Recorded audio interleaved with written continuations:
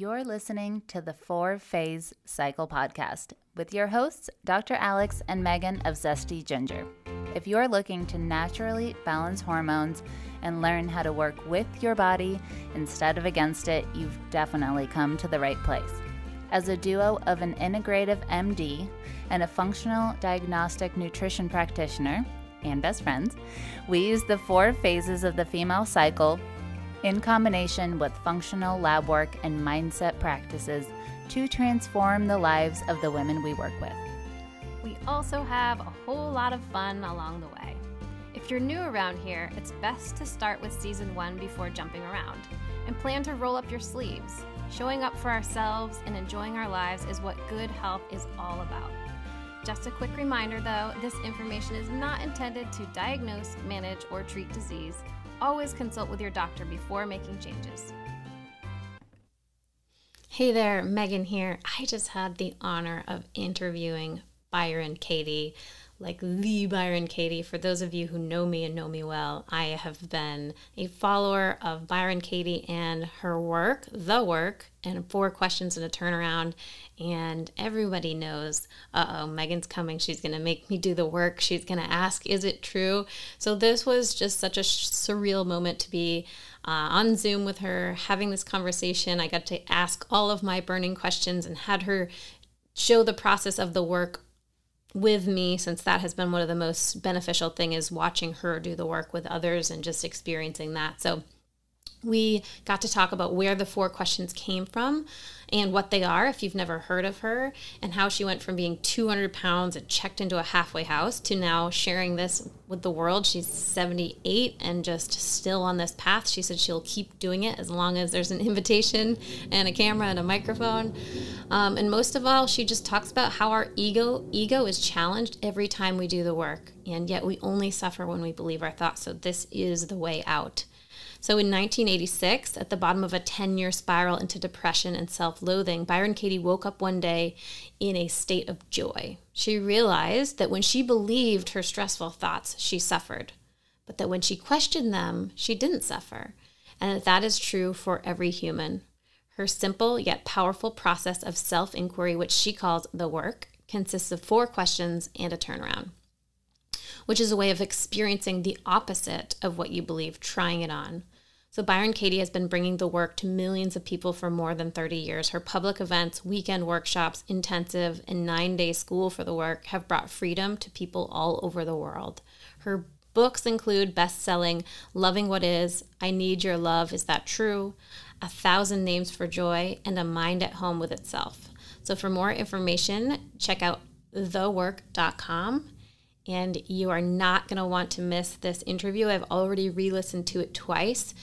She is so deep, even when her statements sound so simple, that each time I listen, I get an understanding of a bit deeper. So I would challenge you to do the same. If it goes over your head at first, I'd challenge you to just open up and listen again. Thank you so much for listening, and we really hope you enjoy this podcast.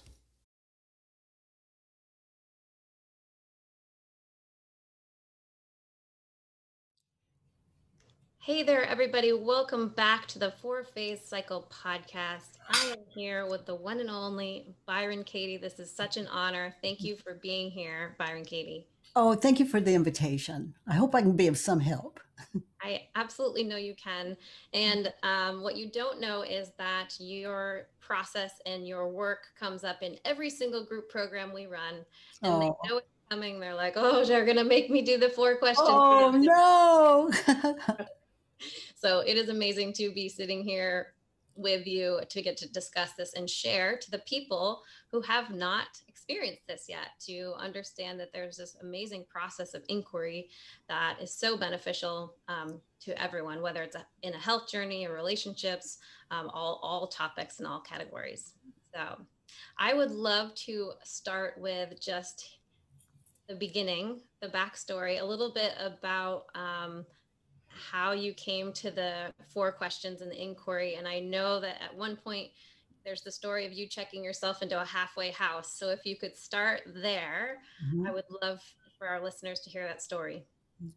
Well, checked into a halfway house because I was basically agoraphobic, absolutely insane when I look back on it, depressed beyond what I want any human being to ever experience. And I think that's why I my passion is to do what I do, and it is to take what served me out to the world. And it's inquiry. It's a way to identify and question the thoughts that cause all the suffering in our world. And I refer to it as the work. And it's it's um, it's something we can all do alone with ourselves. It doesn't take anyone else to do it. So one day, as I lay sleeping on the floor, I I was in this dead sleep, and and I can tell the story after the fact because there was no story to tell as it was happening. But a cockroach crawled over over my foot, one of my feet, my ankle actually, and I woke up from that dead sleep. But what happened in that situation is the ego had no opportunity to fill in the space. So, in the absence of ego, I saw how my world was created the moment existence was shown to me. Existence as we know it to be here on Earth. And so there was no identification whatsoever. And then all of a sudden, I saw light coming through a window. But I didn't think, oh, light coming through the window. It wasn't like that. It was like there was light. I'd never seen it before in my life. Then there was a window. I've never seen it before in my life. It was like the world was just like a shadow bringing itself in to my existence, showing me itself. But then, Megan, it had a name, like the ego named it, like window, light, ceiling, floor, but it hadn't identified as a me yet. It was just naming environment. And then I began to laugh. And the laughter pouring out of me, I could not duplicate today. It is just, or since. And that was over 30 years ago, like 33 or more years ago. And what I saw that is so important is that when I believed my thoughts, I suffered. But when I question my thoughts, I don't suffer. And I've come to see that this is true for every human being. And that's the good part. We're all equal in this. And so when I saw the window, it wasn't a window before it was named. So that combination of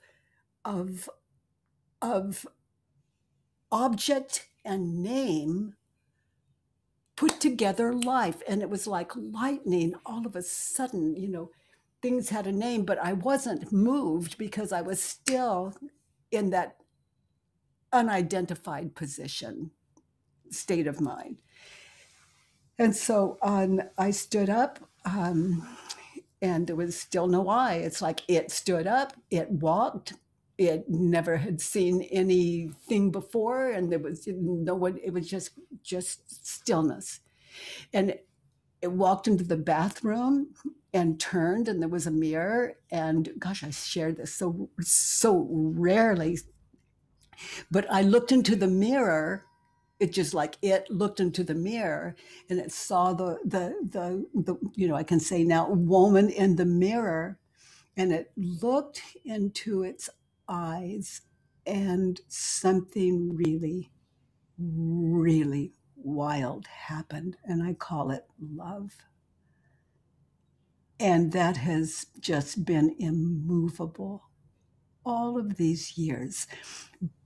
But the ego came in, just like the window, ceiling, floor. The ego came in, and I saw on the floor how mine created my world. And when the ego came in, it wasn't foreign to me. It's exactly what I had seen on the floor. So I saw that that I'll tell you the short version. The work was born. All four question marks were shown to me. I mean, all four questions were shown to me. The turnarounds were shown to me. It was all there. And that practice, I actually had to practice. And it was like dancing with the ego that was constantly trying to identify people and say, what is your name? And if I said Byron Kathleen, it was like telling a lie, because this is not something that can be named. It's a state of mind. So, I hope your listeners aren't confused by these words, but oh my goodness, the way I respond to a question is I love it. It was so Byron Katie, honey. Thank you. Did the questions come that day, the cockroach, the day that you woke up in this state and were seeing everything for the first time? Was that when the questions came? They were shown. Before there was a name, there was nothing. So it can never be a window. It can never be what the ego would tell me it is. I had that experience. And so it just became so powerful. I am Byron Kathleen. I was born, I have 3 children. I have a mother. All of this identification. And so I wrote it down, just like window, light, ceiling, walls. But I wrote down on anything, and I brought it from my mind to the world, to this experience. And I wrote it down on paper, and I wrote my thoughts down, and I questioned them. So it was like from the floor in that moment to the life of the ego. And I've been serving that since. It's been serving me, and through that, it serves everyone and everything as it appears to me, because you are my world, meaning you are who I believe you to be. You can never be more or less. So that's a big responsibility. If I don't care about you, then there's something, I need a little inquiry. In other words, if I'm not connected with you, any human being. So it works for every human being. It's just so anyone who sits in this work with an open mind can shift their life, the way they see life, the way they see themselves and others. And as our nature, our true nature is immovably, there are terms like beautiful, like love, like kind, like generous, all the things we want to be, we are. And so, the work just proves that out each time. So I think that about downloads me. That's amazing. In that moment, Byron Katie, when this download came through, were you afraid at this point? Did you feel peaceful, or was there clarity that you were going to bring this to the world? Oh, no. I had no idea of bringing it to the world, because the world was in me. It was a state of mind. But when people began to invite me, then I knew how to move. I had direction. So I've traveled, all this time by invitation, and that's an easy way to go, because there's no have-tos in it, because the world is so full. It'll come to you. You don't have to go to it. Here it comes.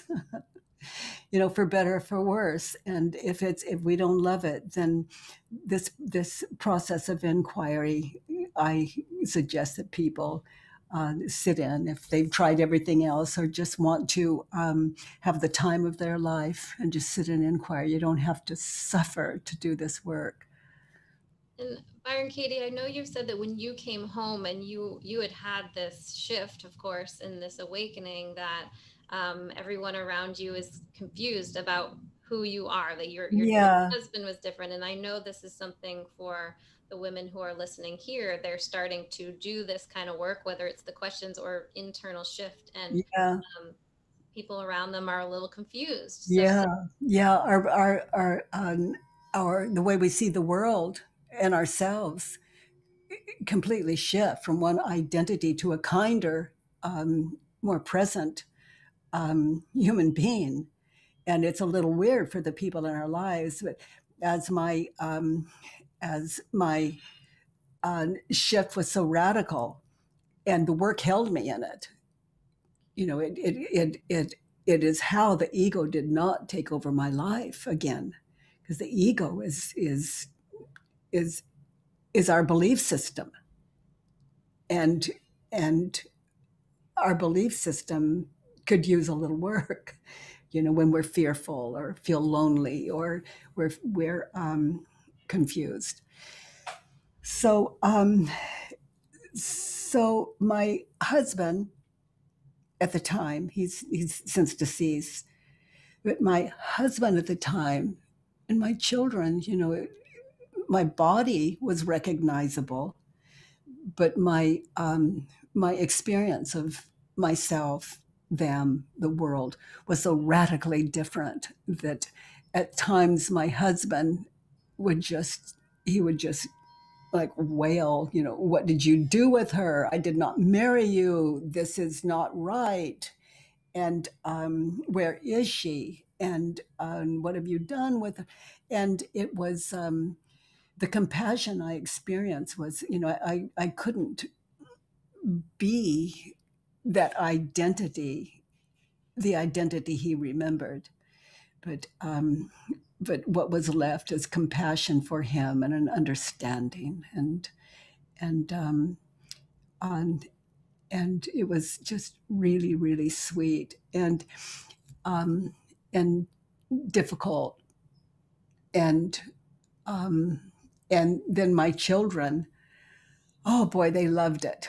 They loved what they saw. They didn't know who it was or what it was, and it took them a while to trust it. But same body, different mindset, and it was unconditional love being in the house. And believe me, they tested it, and which really pleased me because I kept waiting for some kind of anger to pop out, but all that was there was understanding and and um, and really clear communication in that, and doing the best I could to. How do you tell people why you're not angry when they're sure you should be angry with them? It's just really I don't know, and I learned how to respond. It's like all I know is I love you, honey, and and there's just nothing I can do about that, and there's nothing you can do about it. I love you, and I'm glad you're in my life. Basically, and if this frightens you, how can I help? We get language, and my language came out of these Judge Your Neighbor worksheets. There are only 6 questions on that Judge Your Neighbor worksheet, and we fill those in with what we're thinking and believing in any given situation, and um, and the language, those living turnarounds, and especially in those on all 6, but especially in those wants and the advice, the shoulds and shouldn'ts, and the needs. What do we need to be happy in that situation? Those those are living turnarounds, and as we're doing the work, we live them then meditatively as we're turning them around and trying on the turnarounds. And the turnarounds for your listeners are the opposite of what we've written on the page, and it doesn't mean they're true. It's just that we try them on, see how it fits as we're meditating in the situation we've written about. And these are a lot of words, and I don't know, you know, if they make any sense at all if people don't know what a judge your neighbor worksheet is. But Well, I have one knowing here. you, you'll introduce them to it. Yeah. Oh, Yes, good, I good, have one here, good. and you can print them out on thework.com. There's tons of resources. So Yeah. everybody can go check out the Judge Your Neighbor worksheet, because Byron Katie, was the idea of that worksheet is that, like, however we're judging others is a reflection of what we think of ourselves. So is that why we start with the judging the neighbor? Well, the reason I suggest that people write on someone else is the ego is so clear about who that person is and how they are and where they wronged us and what they said and what they so clear. But when we write a worksheet on ourselves, boy, the ego, I mean, it's very, very different. It's like we start to write something and then it changes and then it changes, so point it outward. And when you're filling a judging number worksheet and judging someone else on paper, it's a very personal thing. So this is personal work. But when we're doing that, whose thoughts are those? If I'm filling in a worksheet on you, Megan, or you're filling in a worksheet on me, let's say, then whose thoughts are those? Those are your thoughts. So you're putting your thoughts on paper. So this worksheet is about you and only you. What you're thinking and believing about me belongs to you, because that's who I am to you in your life. Wow. Okay. Well, let's give everyone here the framework for the 4 questions, so they'll start to pull this together of how you had this experience, and then the questions themselves help other people get to the same understanding. Mm-hmm. I remember you saying once that, did you use the questions yourself? I think I remember you saying you did the work on your mom for like a year or something, and then Oh my gosh, at least. Yeah, yeah. It's the ego would insist, and I just patiently would just take dictation and everything. It didn't matter how whether it was true or not. This is the ego's work, and loving what is to me is to love the ego as well. War is war, and I would not war with the ego. It's a terrified child. It's trying to identify as an object. And what is an ego without an object? Nothing. So it's fighting for its life. So I'm the ego's a child, and so I whatever it says, if I'm filling in if you're filling in a worksheet on me, for example, whatever the ego is is dishing out to you about me, whatever it's judging me to be, is what belongs on this judge your neighbor worksheet. So we're taking dictation, and from the ego to the paper. And if I'm filling in a worksheet, like if I just did the work with an amazing woman on her son, and they're sitting around the dinner table. So she filled in the worksheet from that situation. She anchored there and imagined herself still at the table, just sitting where she was sitting, and her son sitting across from her. And then she got very still and identified what she was thinking and believing about him as she filled in this Judge Your Neighbor worksheet. And then we questioned it. And I'm launching a podcast, Megan, and oh my gosh, I'm so excited about it. And this mother and son worksheet is going to be on the podcast, and I'm just so excited about it. It's there are no new stressful thoughts, and her thoughts are our thoughts. And so as we're sitting with her, it wakes us up as well. So I think that's why, for me, listening to all the videos you have on your website of you helping walk people through the work, and it's, of course, it's their thoughts and their concerns, and each of them, I can see my belief, I can see my thoughts in it, and yeah, it's so powerful to hear someone go through it and just experience it.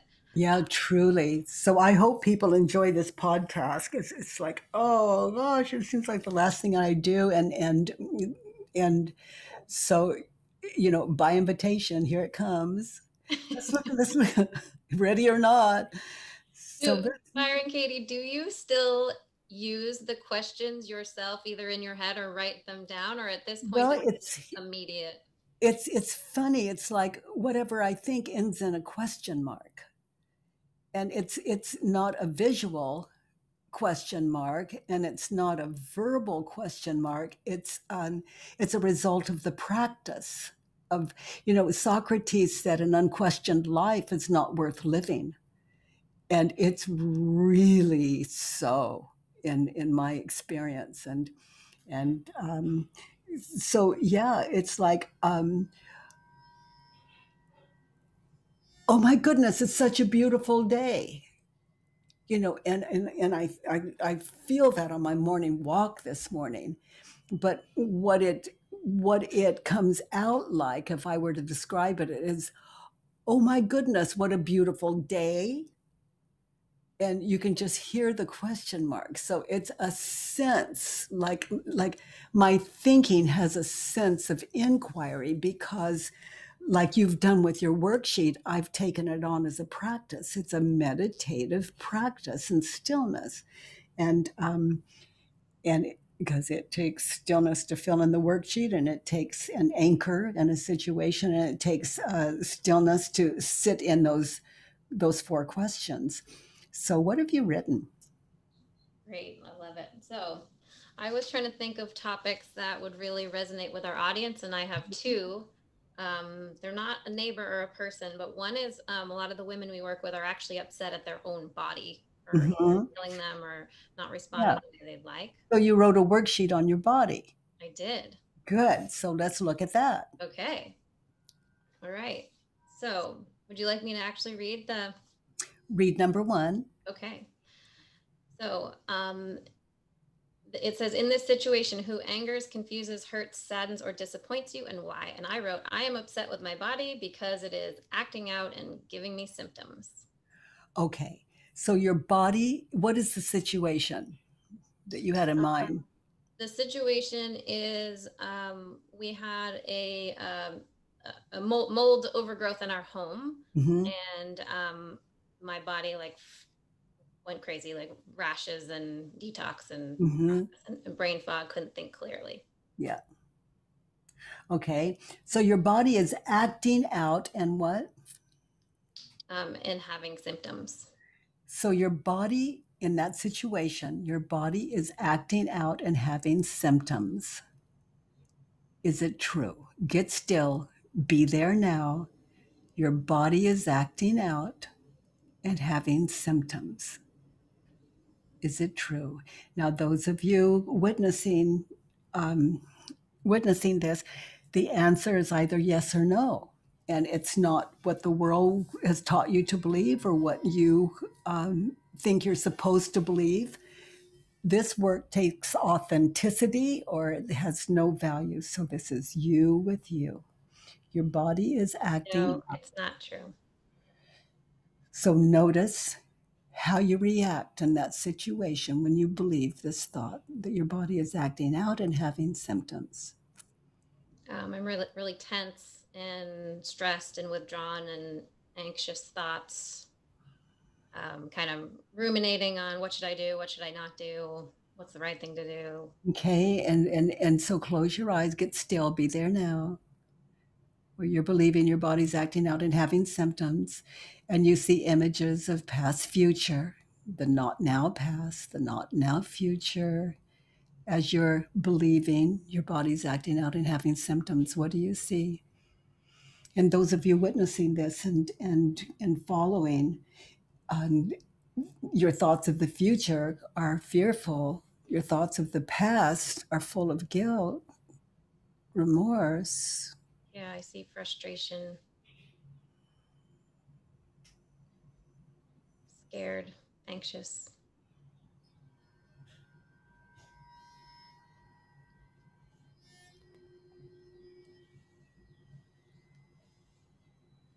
Concern for my body, just checking in with it.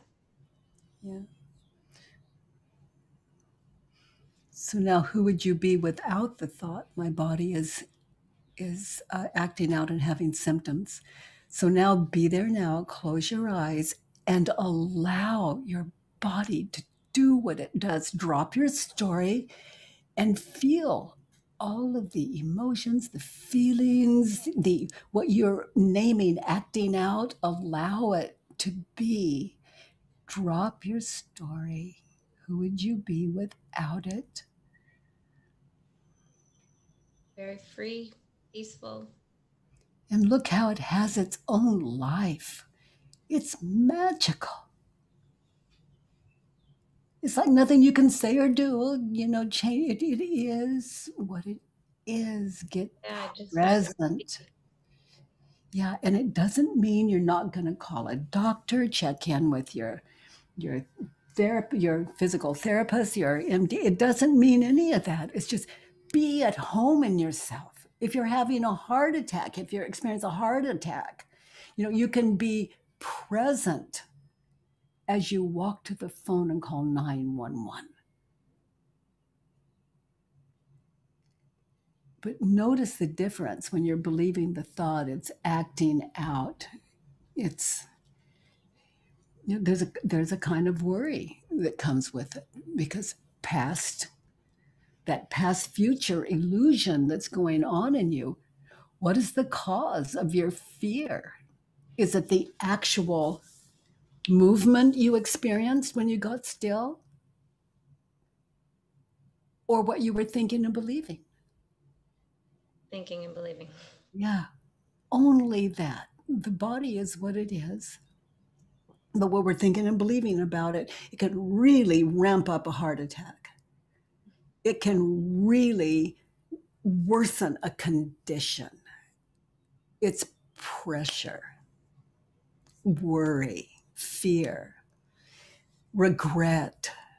Oh, if I coulda, shoulda, woulda, if I'd only not, had a better diet, if I'd only checked in with my physician earlier, if I, and in the future with, it's gone too far and they're not going to be able to correct. I mean, all the stuff. And without the story, sanity, sanity, we know what to do. We know what to do. And I'm not guessing at this. If you're upset and fearful and know how to call 911, sanity will show you that without tripping you over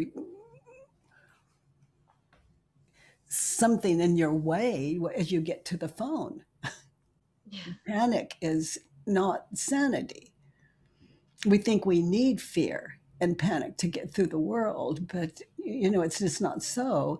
There is sanity under the ego's position. It's what's left when we clear away all the fear and regret. Let's look at 2. So would you turn that one Oh around yeah, let's turn it around. to give Read people it. an example of that? Yeah, read it again. So I'm upset because my body is acting out with symptoms. Okay, so my body is acting out with systems. How would you turn that around? My body is not acting out. My body is warning me. Yeah, My body is actually giving me a message. yeah. It's not acting out, it's educating me. May need a little support there. Or another turnaround. So another one would be I am acting out, right? Yeah, and look at any reaction you have to concern, fear, the fearful portion, any fear that was Right. So my acting out was that I went down the worst case rabbit hole of there. what this might mean. Yeah, yeah, yeah, which was the Yeah. And there's another turnaround when you're doing the work on the body, like on an object. My body is acting out. I don't have it written down, so my body is. Read it again. My body is acting out and giving me symptoms. Okay, my body is acting out and giving my systems. So replace body with my thinking or my thoughts are. Okay, my thoughts are acting out and giving me symptoms. Okay, yeah, Yeah. Yeah. exactly. So now your body are giving you symptoms, acting out. But how much of that is mental in the future and regret in the past? My thinking is acting out. So that helps us to get still and know the difference between doom and regret and guilt to being with the symptoms wisely, sanely, knowing the difference. So let's look at number 2. Okay. So the number 2 is wants. In this situation, how do you want him or her or my body in this situation to change? What do you want it to do? And I wrote, I want my body to feel amazing and stop being symptomatic. Okay, so in that situation, be there now that you understand. Is it true? Is it true that I want my body to feel this way? No, again, I don't have anyone on my iPad holding these thoughts for us. So, in the interest of time, rather than question them, let's turn them around. Okay. Yeah. So turn that around. Well, first, how do you react when you believe the thought? Stressed, withdrawn. Yeah. Yeah. Right. And that's why, our medications are so popular. Our antidepressants. These things escalate, and in some of us, and some of us are less rational than others. So let's turn it around. Okay. Read it the So way you if wrote it the again. original is I want my body to feel amazing, what I we want my thoughts, I my want my thinking thoughts. Okay. about this thing I'm experiencing. Oh, I got it. I want my thoughts to feel amazing Yeah, and because stop being bodies. symptomatic. So that's really good. I want my thoughts to stop being symptomatic. Yeah, because body is in the condition it is. But this brings us back to wisdom so we can deal with what we can deal with. So the next one. The next one is my body should have the resources and the immune system to feel good. Okay. So is it true? Yes. So some bodies do, some bodies don't. True. And I mean, that's what you think, it's what you believe, it's what you Right. want. But That's what I want to believe. Yeah. yeah, but dictating to our bodies, people walk around with cancer and don't know it, for quite some length of time. Right. So is it true that your body, look at the demand you put on your body when you believe that? How do you react when you believe this thought? A lot of pressure to keep it as strong as it is. Mhm. That's a good one. But look at the stress. You're working against yourself when you're dictating to the body. So So then now, the so, turnaround, my thoughts should have the resources. Is that my yeah. thought should have the resources? So read, my thought should have the resources. And immune system to feel good. Yeah. Yeah. In other words, healthy thinking. Mm. And I've heard you say before, Byron Katie, that when we think we're losing something, right? Maybe we think we've lost something, and I believe you said like, "Oh, you've been spared." Did I? Yeah, if I lose anyone or anything in my life, I've been spared. And if I don't understand that, I don't understand that this is a friendly universe and I'm working against everything the heart desires, which is ultimate wisdom, freedom, same So thing. when it's something that we think we really don't want to lose, how do we understand? How do we wrap our head around we've Well, been? you know, I referred to Earth as Earth School, Mm, and this is the school of waking us up to reality. And the reality, my reality is, and I've tested it for 3 decades, is that this is a friendly universe. So if I lose, it doesn't matter if it's a who or a what, it's a good thing.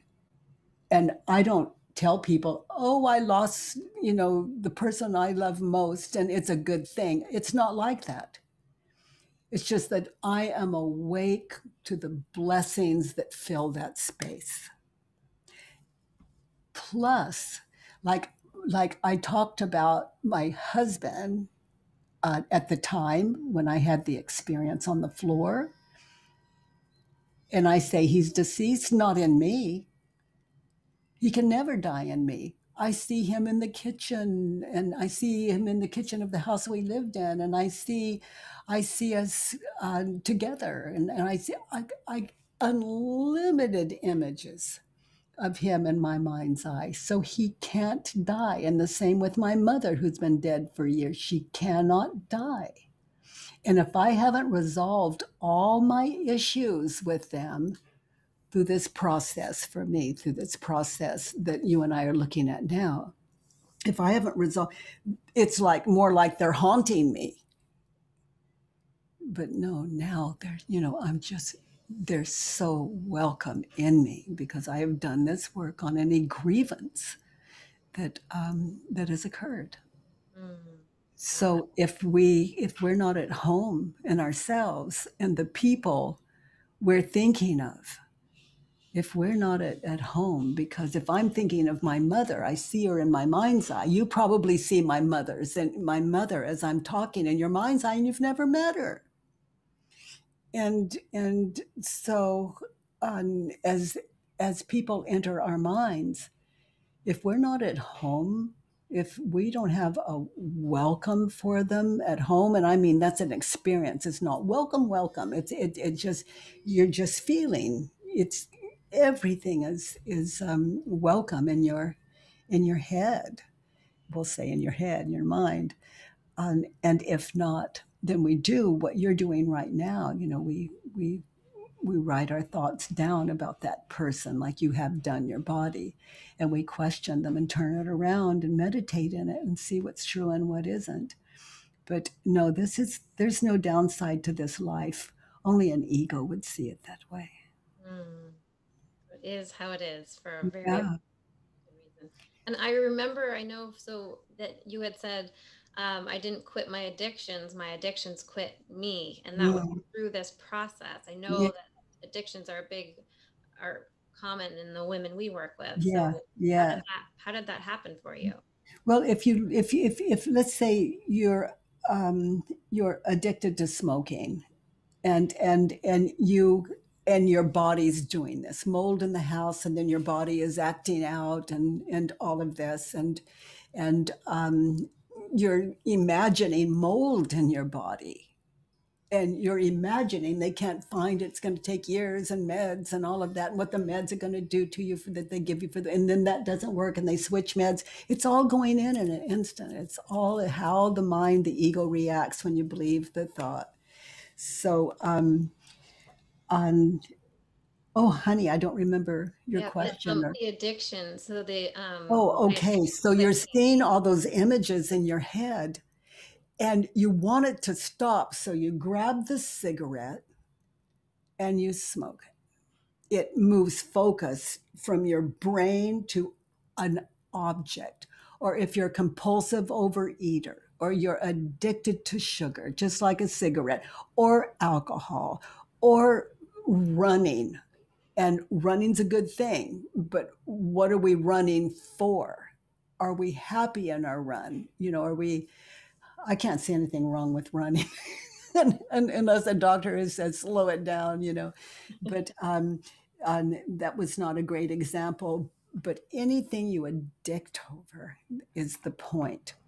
It's like we feel guilt. We should have checked the mold. We should have, could have. All of this, and it's running in you in that situation that you have written about.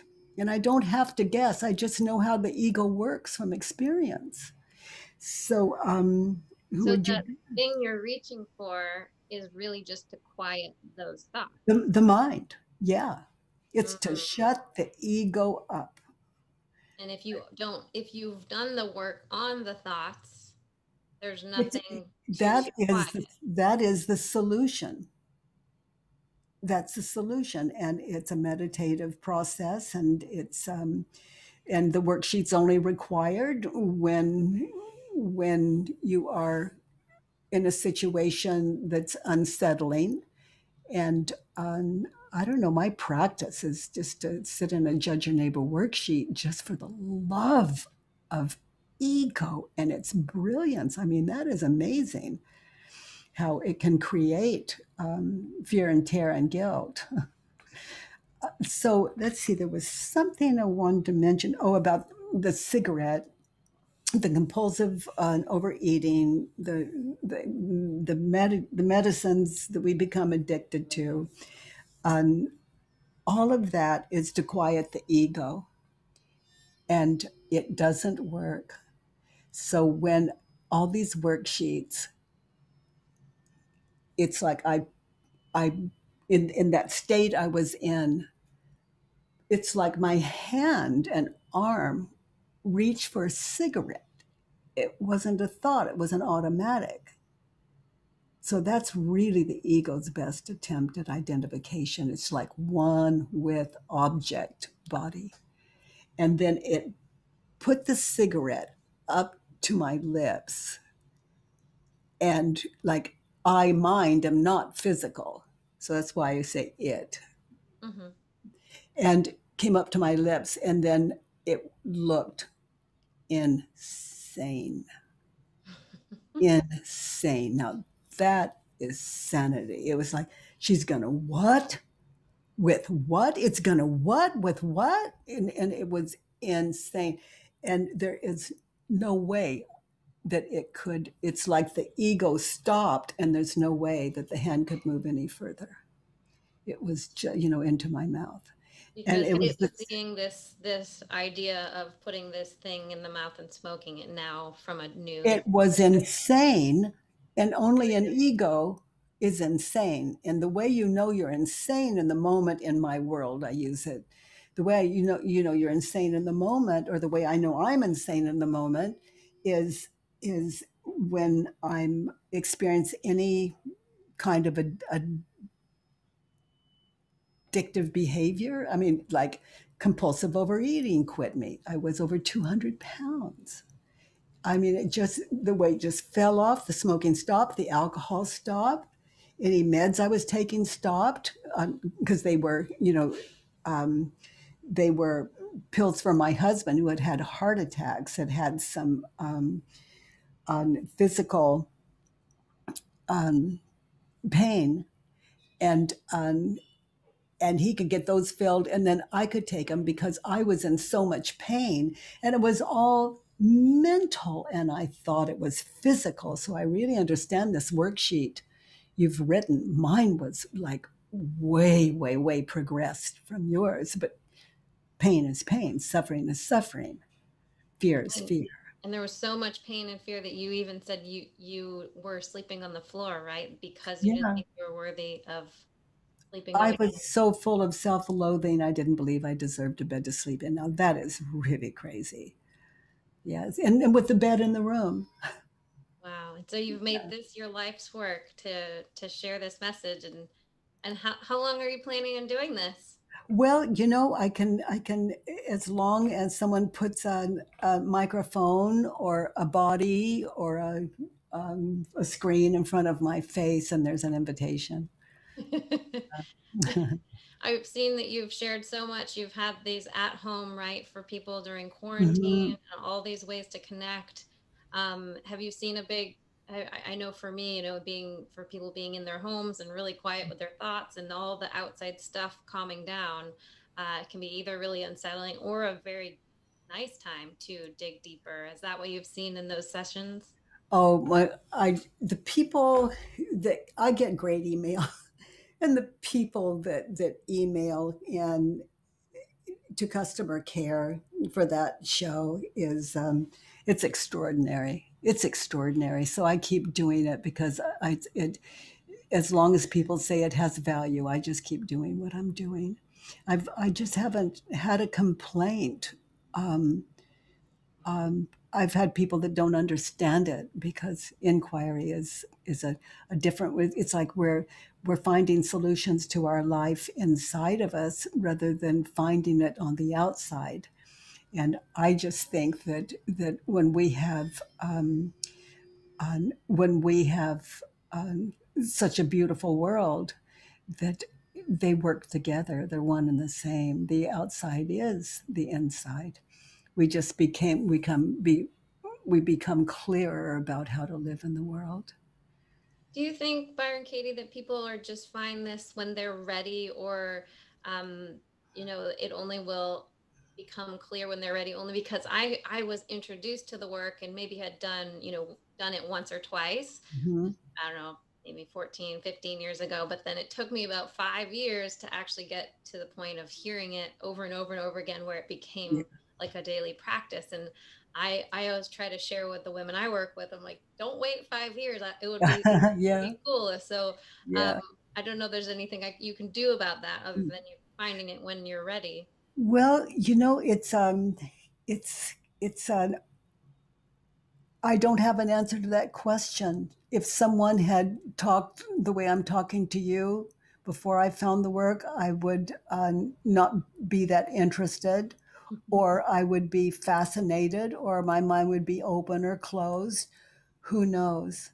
So, in this world, it's all about timing, and I just would love that no one has to suffer at the level that I did. And it's just not necessary. We can sit in ourselves. And this work is so personal, no one can do it for us or make us do it because it takes such authenticity and open mindedness. And that's not something that that's not a gift that I can give, that anyone can give. Yeah, so it's always just about an invitation, and then people do it or they don't. Yeah, it's been Yeah. fascinating to me. I have a lot of friends who are really we're always wanting to we want to know what's underneath. We want to know what the next thing is. We get Oh, excited about oh, such good company. it. It's Oh, so open mindedness is like open heartedness. They just go together, and inquiry is boy, that's quite a dish to serve up to beautiful minds like that. Thank you for sharing this resource. I really hope anyone listening, you have a lot of fabulous resources. And I didn't know, but you do have a helpline on your website. Is I that have a helpline. It's absolutely free. People can go there, print out a worksheet on thework.com, and then call the helpline. And we have certified facilitators there if you want a facilitator to work with you, and and how to do the work is always there. And then this new podcast coming up, and the at home that that I love so much. I love you do too. Oh my gosh, it is. Oh my gosh, it's just it's the at-home sessions?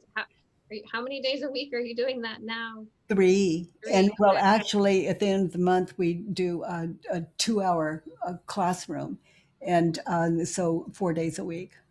I mean, in that last week of the month, 4 days. Okay. So there's so many opportunities. There's your book, Loving What Is. There's my favorite before you were offering these was just watching the videos of you facilitating the work that are on thework.com. It just really helps you hear it in other people, and you realize I have the same thoughts as them. My thoughts are not unique. And then no new stressful thoughts. They're all recycled. they just keep going around.